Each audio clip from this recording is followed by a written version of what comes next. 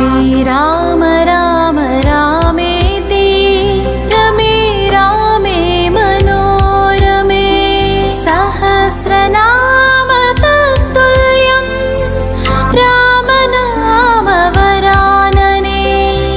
रामनामवरानने। जय गुरुनाथ सद्गुरुनाथ शरणं शरणं गुरुनाथ ओम गुरुनाथ मम नाथ श्री സത്യാനന്ദ ഗുരുനാഥ. നമസ്കാരം. നമ്മുടെ രാമായണ യാത്ര നമ്മൾ ഇന്നലെ കണ്ടത് കൈകേയി ശ്രീരാമ പട്ടാഭിഷേകം മുടക്കി. പട്ടാഭിഷേകം സ്റ്റേ ചെയ്തു.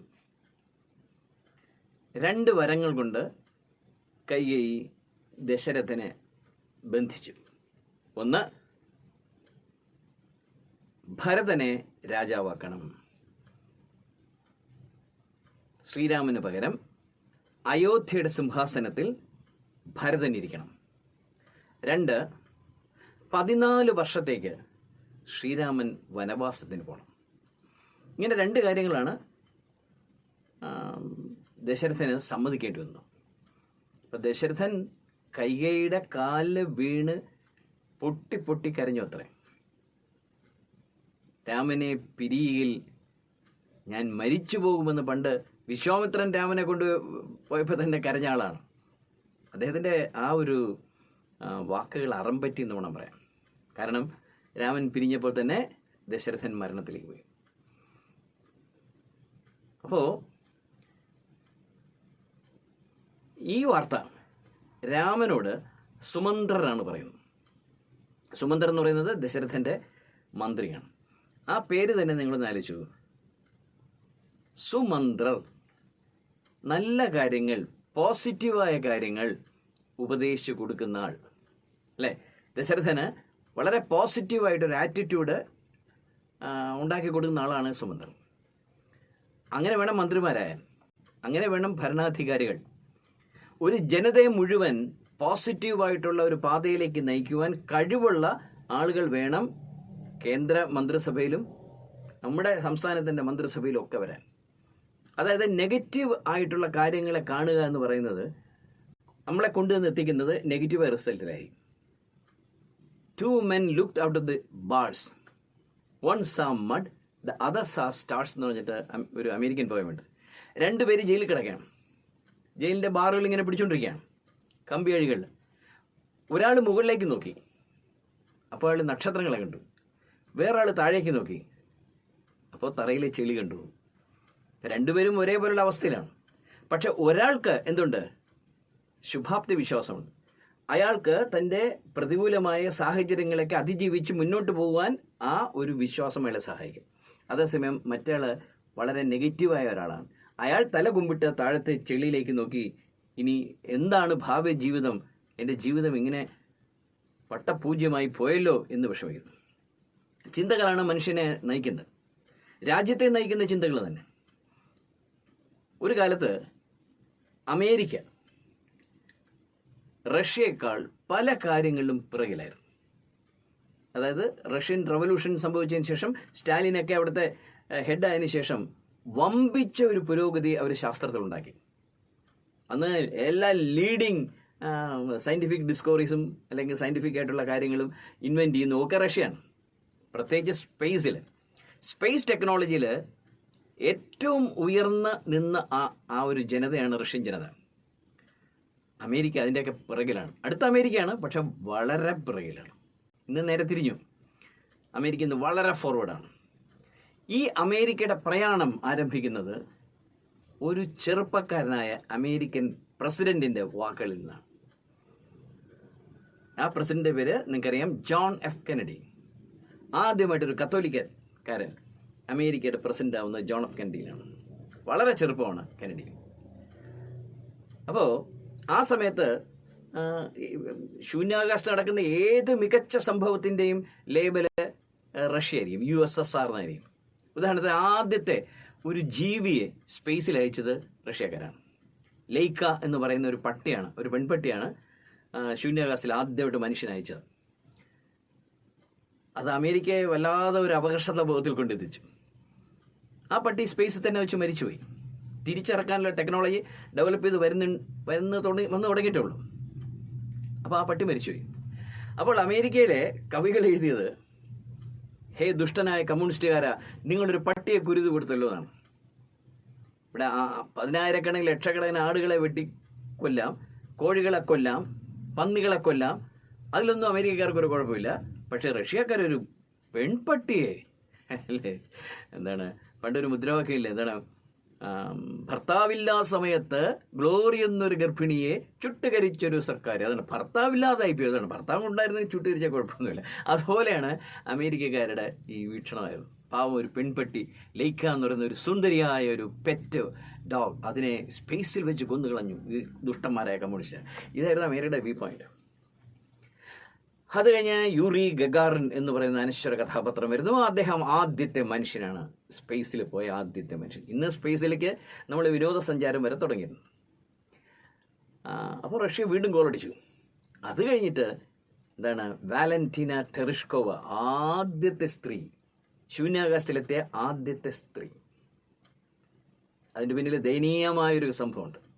ഇന്നും റഷ്യൻ സർക്കാരിനെ നാണക്കേടുണ്ടാക്കുന്നൊരു സംഭവം.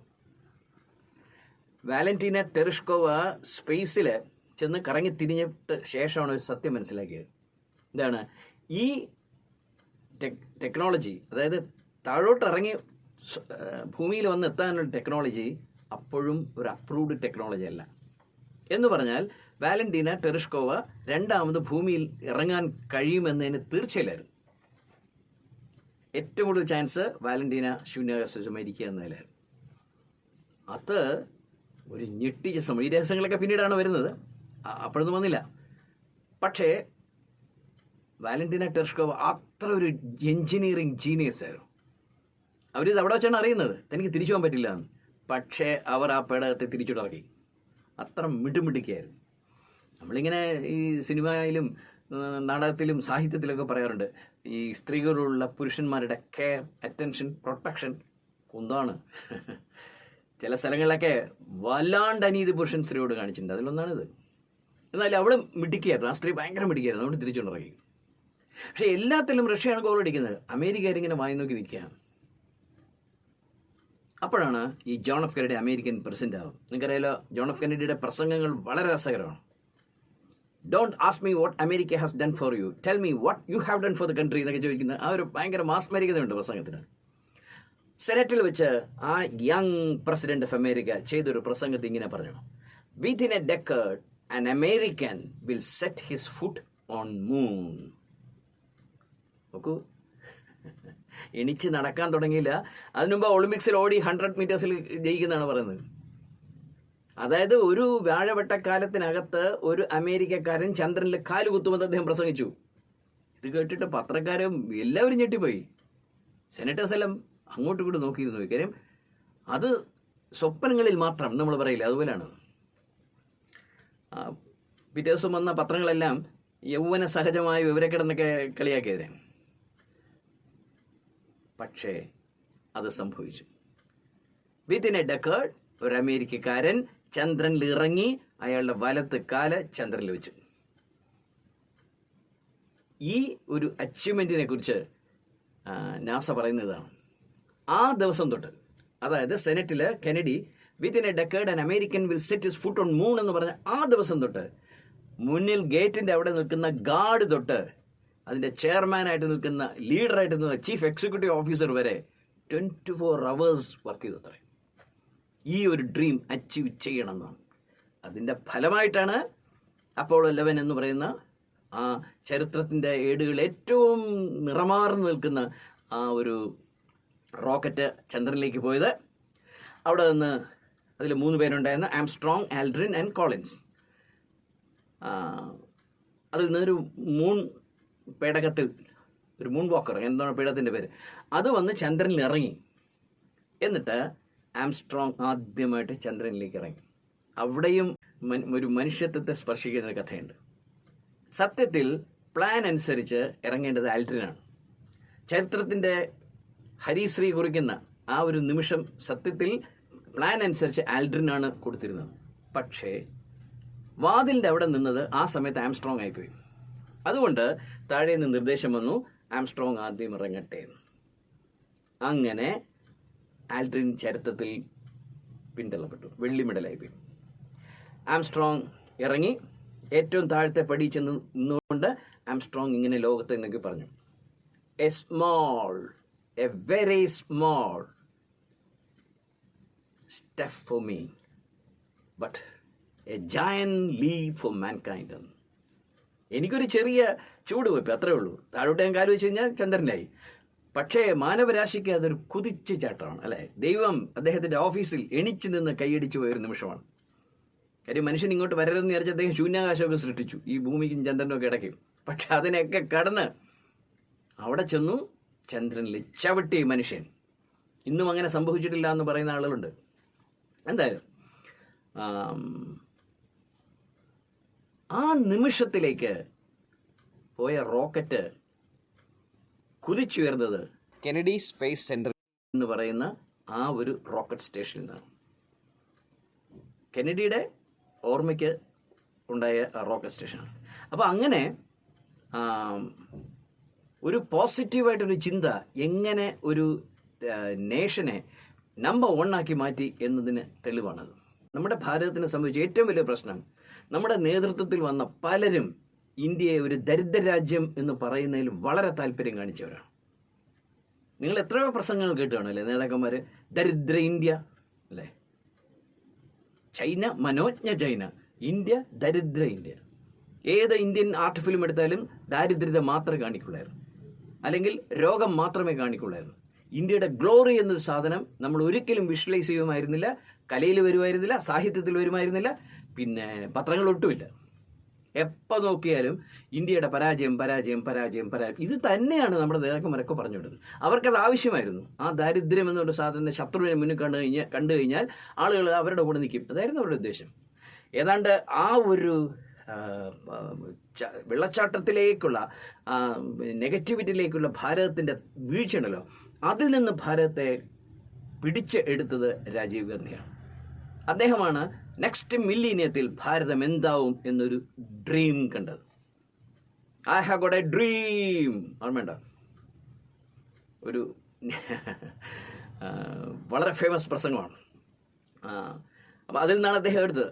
ജനതയുടെ ഹൃദയം ആയിട്ട് മാറിയ ഒരു പ്രാസംഗികനാണ്, നിങ്ങൾക്കറിയാവുന്ന ആൾ. അദ്ദേഹമാണ് I have got A dream എന്നുള്ളൊരു ഗംഭീര പ്രസംഗം ചെയ്തത്. അതിനെ കോട്ട് ചെയ്തുകൊണ്ടാണ് രാജീവ് ഗാന്ധി എന്ത് ചെയ്തത്, ഈ I have got A dream എന്ന് പറഞ്ഞാണ് തുടങ്ങുന്നത് ആ പ്രസംഗം, പാർലമെന്റ് ചെയ്ത പ്രസംഗം. I have a dream that one day this nation will rise up and live out the true meaning of its creed. We hold these truths to be self-evident, that all men are created equal. അത് തൊട്ട് പിന്നീട് വന്ന എല്ലാ സർക്കാരും ഏതാണ്ട് അതേ പാതയിൽ തന്നെ പോസിറ്റിവിറ്റിയിലേക്ക് പോയി. ഇപ്പോൾ വളരെ സ്ട്രോങ് ആയിട്ട് പോസിറ്റിവിറ്റിയിലേക്ക് പോകുന്ന ഒരു സർക്കാരാണ് നമുക്കുള്ളത്. ഭാവി എന്ന് പറയുന്നത് നമ്മൾ ഏറ്റവും വലിയ രാജ്യമായി മാറും, അതിന് ഉറപ്പാണ് എന്ന് പറയുന്ന രീതിയിൽ അങ്ങനെ പ്രചോദിപ്പിച്ചാൽ മാത്രമേ രാജ്യം ശരിയാവുള്ളൂ.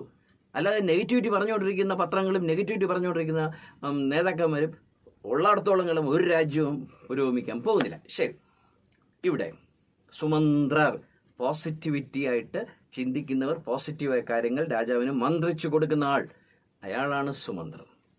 സുമന്ത്രർ രാമനോട് ചെന്ന് പറയുന്നു, Rama, there's a problem. Raman ചോദിച്ചു, come on, what is it? ഇതാണ് പ്രശ്നം, നാളത്തെ പട്ടാഭിഷേകം നടക്കില്ല, സ്റ്റേ വന്നു, കയ്യെയാണ് സ്റ്റേ ചെയ്തിരിക്കുന്നത്. 2 കാര്യങ്ങളാണ് നിനക്ക് ചെയ്യേണ്ടിയിരിക്കുന്നത്. ഒന്ന്, നീ കാട്ടിലേക്ക് പോകണം. പിന്നെ മഹാരാജാവ് ഭരതനെ രാജാവായിട്ട് ഇരുത്താൻ പോവാണ് സിംഹാസനത്തിൽ. അത് നീ സന്തോഷപൂർവ്വം സ്വീകരിക്കണം. ഇത് പറയുമ്പോൾ ഒരുപക്ഷെ സുമന്ത്രർ വിചാരിച്ചിരിക്കും രാമൻ ഞെട്ടിപ്പോകും, രാമൻ വാവിട്ട് കരയുന്നു, തല കുനിച്ച് നിൽക്കുമെന്ന്. പക്ഷെ ഒന്നും ഉണ്ടായില്ല. രാമൻ പുഞ്ചിരിച്ചുകൊണ്ട് പറഞ്ഞു, അതിനെന്താ, വയനാട്ട് എന്നാണ്. എന്തുകൊണ്ട്? ഇതൊരു വലിയ സംഭവമൊന്നുമില്ല, എനിക്ക് കാട്ടിപ്പോകാൻ വളരെ ഇഷ്ടം തന്നെയാണ്. പിന്നെ ഭരതൻ എന്തുകൊണ്ടും അവൻ്റെ പേര് തന്നെ ഭരതൻ എന്നല്ലേ, ഭരിക്കാൻ വേണ്ടി വന്നവനാണ്, അവൻ ഭരിക്കട്ടെ. സുമന്ത്രർ തന്നെ ഞെട്ടിപ്പോയി രാമൻ്റെ ഈ രീതി. അപ്പോൾ രാമൻ ലക്ഷ്മണനോട് പറഞ്ഞു, ലക്ഷ്മണ, ഇങ്ങനെയാണ്, ചേട്ടൻ കാട്ടിലേക്ക് പോവുകയാണ്, നീ അച്ഛനും അമ്മയോടൊപ്പം ഇവിടെ നിൽക്കണം.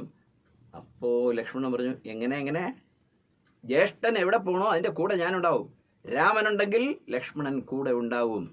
നിഴല് ചിലപ്പോൾ രാമന് കാണില്ല, പക്ഷേ ലക്ഷ്മണൻ ഉണ്ടാവും. അപ്പം രാമൻ പറഞ്ഞാൽ അതല്ല, നീ ഇവിടെ നിന്നാൽ എനിക്കൊരു ഉറപ്പാണ്. ഒന്നും ചേട്ടൻ പറയണ്ട, ചേട്ടൻ കാട്ടിലാണ്, ഞാനും കാട്ടിൽ. അവസാനം ഈ സംഭവം എന്തൊക്കെയാണെന്ന് ലക്ഷ്മണൻ മനസ്സിലാക്കി കഴിഞ്ഞപ്പോൾ ലക്ഷ്മണൻ വാളും കൊണ്ട് ദശരഥനെ വെട്ടാൻ വരെ തയ്യാറായി.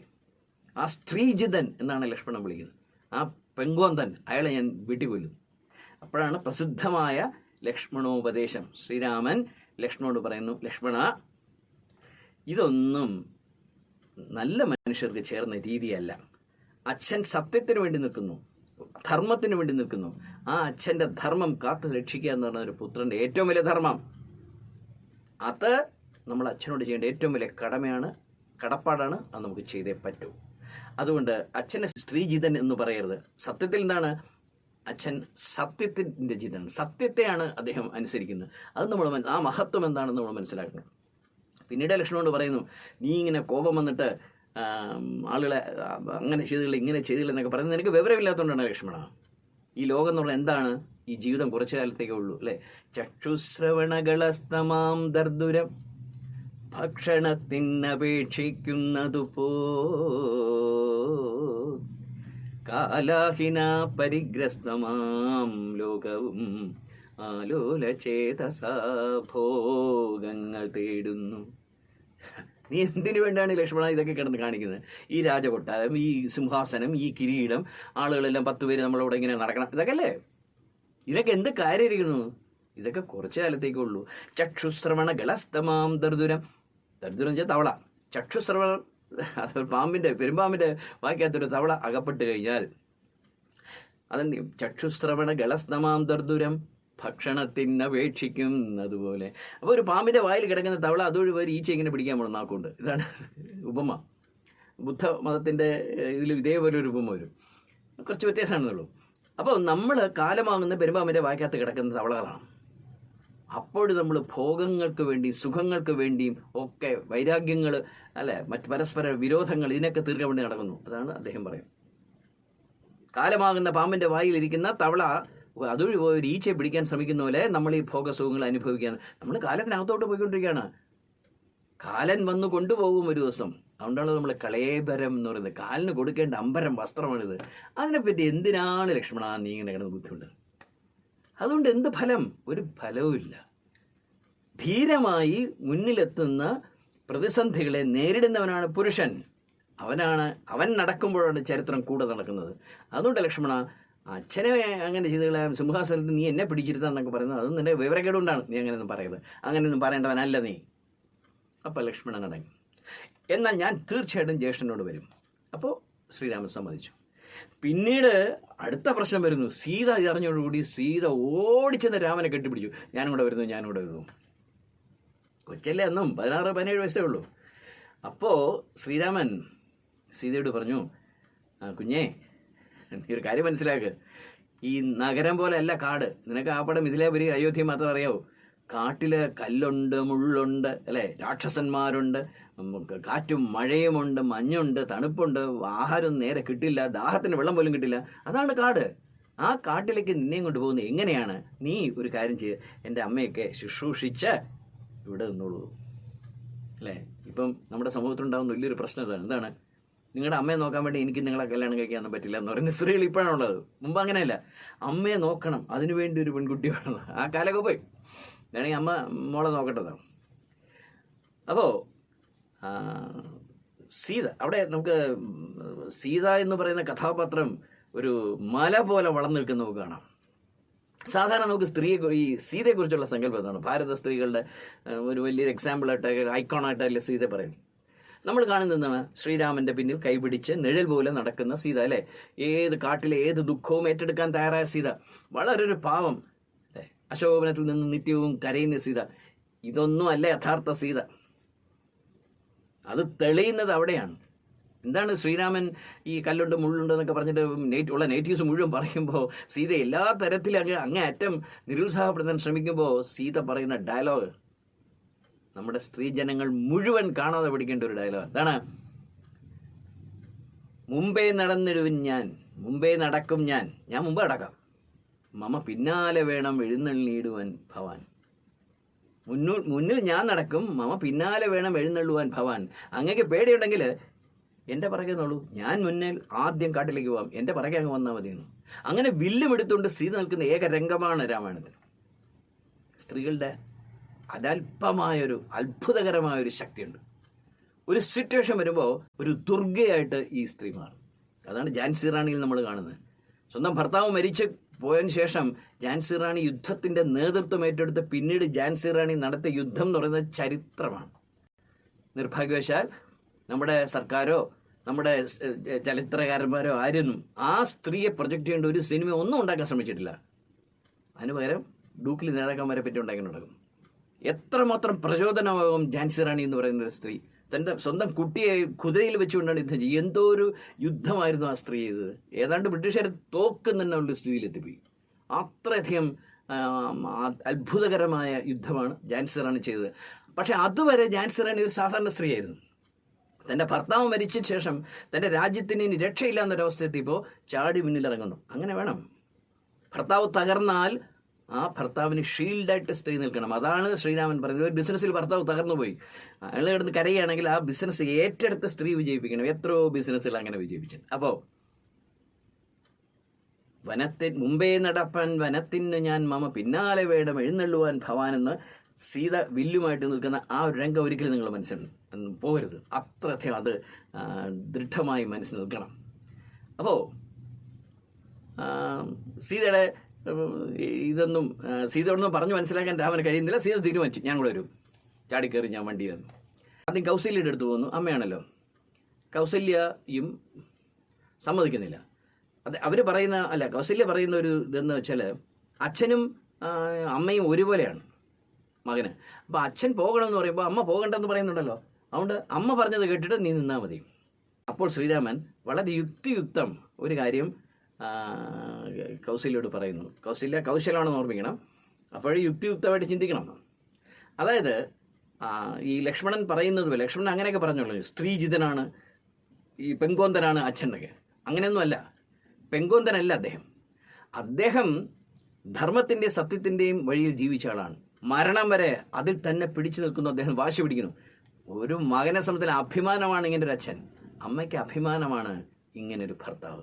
അതുകൊണ്ട് ഒരിക്കലും അമ്മ എന്നെ തടയരുതെന്നു കൗസല്യക്ക് അത് മനസ്സിലാവുന്നു. പിന്നെ സുമിത്രയുടെ അടുത്തെത്തുന്നു. സുമിത്ര വളരെ മനോഹരമായൊരു ഉപദേശം കൊടുക്കുന്നു. ഇതാണ്, ലക്ഷ്മണൻ്റെ അമ്മയാണല്ലോ, ഇന്ന് തൊട്ട് കാടാണ് അയോധ്യ. അതായത് നിനക്ക് ഇവിടെ ഒരു അസൗകര്യങ്ങളില്ല. കാട്ടിൽ ചെല്ലുമ്പോൾ അങ്ങനെയൊക്കെ ഉണ്ടാവും. പക്ഷെ അതൊന്നും നീ സ്വീകരിക്കരുത്. എന്തുണ്ടോ അതിൽ ഉറച്ചു നിൽക്കണം, സന്തോഷിക്കണം. അയോധ്യയിൽ എന്തുമാത്രം സുരക്ഷിതത്വം നിനക്ക് തോന്നുന്നു അത്രയും സുരക്ഷിതം അവിടെയും തോന്നണം, അത്രയും സന്തോഷം അവിടെയും തോന്നണം. ഒരിക്കലും എൻ്റെ ജീവിതം ഇങ്ങനെ ആയിപ്പോയല്ലോ, ഞാൻ കാട്ടി വന്നു പോയല്ലോ എന്ന് അങ്ങനെയൊന്നും വിചാരിക്കരുത്. കാടാണ് നിൻ്റെ അയോധ്യ. ഇനി അതാണ് ഏറ്റവും മനോഹരമായ ഭാഗം. സീതയാണ് ഇനി നിൻ്റെ അമ്മയെ, അതായത് എന്നെ എത്ര കണ്ട് നീ ബഹുമാനിക്കുകയും സ്നേഹിക്കുകയും ചെയ്യുന്നു, അതുപോലെ സീതയെ സ്നേഹിക്കുകയും ബഹുമാനിക്കുകയും വേണമെന്ന് സുമിത്ര ലക്ഷ്മണൻ ഉപദേശം കൊടുക്കുന്നു. എത്ര മനോഹരമായ ഉപദേശമാണ് അല്ലേ. നമ്മുടെയൊക്കെ കുടുംബ ബന്ധങ്ങളെ നിലനിർത്തിക്കൊണ്ടിരുന്നത് ഇത്തരത്തിലുള്ള ഉപദേശങ്ങൾ കേട്ട് വളർന്നതാണ്, ഇത്തരത്തിലുള്ള കഥകൾ കേട്ട് വളർന്നതാണ്. അതാണ് നമ്മുടെ സംസ്കാര സമ്പന്നത നമ്മളിൽ ഉണ്ടാക്കി തന്നിരിക്കുന്നത്. അതൊന്നും ഇല്ലാതായപ്പോൾ ആ സംസ്കാരം തകർന്ന് പോയിക്കൊണ്ടിരിക്കുന്നതാണ്. ഇനി ഒരു തിരിച്ചു പിടിക്കണം അല്ലേ, ഒരു കൗണ്ടർ റവല്യൂഷൻ ഉണ്ടാക്കണം. ആ സംസ്കാരത്തിലേക്ക് നമ്മൾ തിരിച്ചു വരണം. കുടുംബ ബന്ധങ്ങൾ അതുപോലെ നിലനിർത്തണം. അല്ലെങ്കിൽ ഈ ലോകത്ത് അവസാനത്തെ ധർമ്മ രാജ്യം ഈ ലോകത്തിലെ പ്രത്യക്ഷം. എന്തായാലും പിന്നെ കൈകേയിയുടെ അടുത്ത് വരുന്നു. കൈകേയി സീത പുറപ്പെടുന്നതിന് മുമ്പ് ആ പട്ടുവസ്ത്രമൊക്കെ അങ്ങ് ഊരി വയ്പ്പിച്ചു, ആഭരണമൊക്കെ ഊരി വയ്പ്പിച്ചിട്ട് ഒരു മരത്തിലുണ്ടാക്കിയ ഒരു വസ്ത്രമാണ് കൊടുക്കുന്നത്, മരവുരി. അത് കാണുമ്പോൾ സുമന്ത്രർ കരഞ്ഞ് വിളിച്ചു പോകും. ദേഷ്യപ്പെട്ട് കൈ, ഇത്ര പരമ ദുഷ്ടയാണ് നിങ്ങളതൊക്കെ. ഭരതനും പിന്നീട് ഒരിക്കൽ കൈയോട് വളരെ ചൂടാവുന്നുണ്ട്. അപ്പം കയ്യെ ഇത് മുഴുവൻ ഏറ്റുവാങ്ങാൻ വേണ്ടി വിധി സൃഷ്ടിച്ചൊരു കഥാപാത്രമാണ്. അപ്പോൾ മരവുരി എടുത്തു. കാര്യം എന്താണ്, ഇനി കാട്ടിൽ ഈ അലങ്കാരങ്ങളൊന്നും സാധ്യമല്ല. അതുകൊണ്ട് എത്രയും കട്ടിയായിട്ടുള്ള തുണി തന്നെ വേണം. മുള്ളും അതും ഇതൊക്കെ ഉള്ള സ്ഥലമാണല്ലോ. ഒരു പാമ്പ് പോലും കടിച്ചാൽ കൊള്ളാത്ത രീതിയിൽ മരവുരി സഹായിക്കും. അതാണ് മരവുരി കൊടുക്കുന്നത് കൈകേയി സത്യത്തിൽ. അങ്ങനെ ശ്രീരാമൻ, ലക്ഷ്മണൻ, സീത കാട്ടിലേക്ക് പുറപ്പെട്ടു. ഇവിടെ നമ്മൾ കാണേണ്ട ഒരു കാര്യം, മുന്നിൽ നടക്കുന്നത് ആരാണ്? ലക്ഷ്മണനാണ്. അതിൻ്റെ പിന്നിലാണ് സീത, അതിൻ്റെ പിന്നിലാണ് ശ്രീരാമൻ. ഇങ്ങനെയാണ് ഒരു സാധകൻ മുന്നോട്ട് പോകേണ്ടത്. എന്താണ്? നമ്മുടെ ലക്ഷ്യബോധം നമ്മുടെ മുന്നിൽ കാണണം. അതാണ് ഞാൻ കെന്നഡിയുടെ കഥ എടുത്ത് പറഞ്ഞത്. നമുക്ക് വ്യക്തമായൊരു ലക്ഷ്യമാണ് ജീവിതത്തിനത്. ഞാൻ ഇന്നതാകും. നമ്മുടെ ലളിതാ സഹസ്രം എന്ന് പറയുന്നില്ലേ, ഇച്ഛാശക്തി, ജ്ഞാനശക്തി, ക്രിയാശക്തി സ്വരൂപിണി. ആദ്യം വേണ്ട ഒരു ഇച്ഛയാണ്. പിന്നെ അത് ഇന്നൊരു നല്ലൊരു ബിസിനസ് ചെയ്യണം. ഇപ്പോൾ കോവിഡ് കഴിഞ്ഞു. ഈ കോവിഡ് കഴിഞ്ഞ് പുതിയൊരു യുഗം ആരംഭിക്കുകയാണ്. ഒരുപാട് നക്ഷത്രങ്ങൾ ഈ രാത്രിയിൽ ജനിക്കും. നിങ്ങൾക്കും അതിലൊരു നക്ഷത്രമായി തീരാം. ഇപ്പോൾ ഒരു ഉദാഹരണത്തിന്, എനിക്ക് നല്ലൊരു ബിസിനസ്സുകാരനാവണം എന്നൊരാൾ ചിന്തിക്കുന്നു. എന്ത് ബിസിനസ്സാണ് ചെയ്യേണ്ടത്? ഏത് തരത്തിലുള്ള ബിസിനസ് ആയിരിക്കും? അതെങ്ങനെ ചെയ്യണം? ആദ്യം ഇച്ഛാശക്തി വേണം. I want to become a very very successful person. അതാണ് ഇച്ഛ. I should become a hero, not a zero. ഇച്ഛാശക്തി. പിന്നെ അത് എങ്ങനെ ആവണം? അതിനെക്കുറിച്ച് ഒരുപാട് പഠിക്കണം. വീട്ടിൽ ചുമ്മാ ഇരിക്കുകയില്ല പലരും. ഗൂഗിളിലൊക്കെ സെർച്ച് ചെയ്ത് നോക്കൂ. പല പല പല പല കാര്യങ്ങൾ നമുക്ക് മനസ്സിലാക്കാൻ കഴിയും. നമ്മളൊരു കച്ചവടമാണ് ചെയ്യാൻ പറ്റില്ല, കച്ചവടത്തെക്കുറിച്ച് ശരിക്കും പഠിക്കണം. അതിനുള്ള സമയം ദൈവം തന്നിരിക്കുകയാണ്. പിന്നെയോ ക്രിയാശക്തി. പിന്നെ 24 മണിക്കൂറും അതിനുവേണ്ടി പ്രവർത്തിക്കണം. ഇത് മൂന്നുണ്ടെങ്കിൽ a person will definitely become a success in the world. എവിടെയായാലും ഈ ലോകത്തെ സക്സസ് മുഴുവൻ അങ്ങനെ തന്നെയാണ് വന്നത്. ആദ്യം ലക്ഷ്മണൻ, പിന്നെ മനസ്സെന്ന സീത. മനസ്സ് ലക്ഷ്മണൻ കാണിക്കുന്ന വഴിയിൽ പോകണം. ബാക്കിൽ ശ്രീരാമൻ എന്നുള്ള ഈശ്വരൻ്റെ സംരക്ഷണം. ഇത് മൂന്നും കൂടെ ചേർന്നാൽ ജീവിതം വളരെ വളരെ വിജയിക്കും. അങ്ങനെ വിജയിക്കട്ടെ. നമസ്കാരം.